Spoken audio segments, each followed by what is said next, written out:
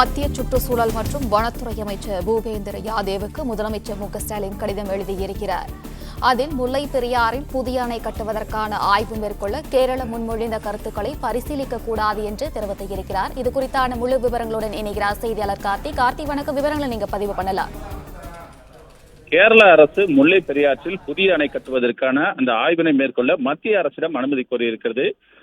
இந்த சூழ்நிலையை தான் முதலமைச்சர் மு.க.ஸ்டாலின் அவர்கள் மத்திய சுற்றுச்சூழல் மற்றும் வனத்துறை அமைச்சருக்கு எழுதியிருக்கக்கூடிய அந்த கடிதத்தில் கேரள அரசு கோரியிருக்கக்கூடிய அந்த முன்மொழிவினை கருத்தினை மத்திய அரசு பரிசீலனைக்கு எடுத்துக் கொள்ளக்கூடாது என்ற கருத்தினை அவர் தெரிவித்திருக்கிறார்.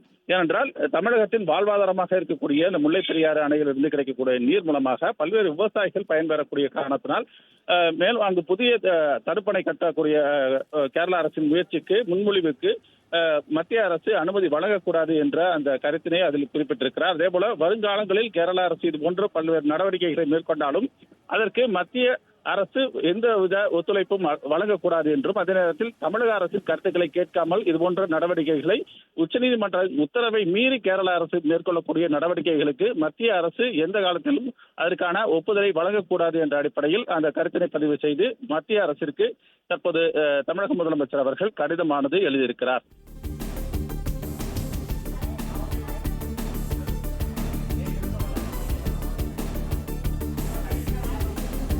விவரங்களுக்கு நன்றி கார்த்திகேயன்.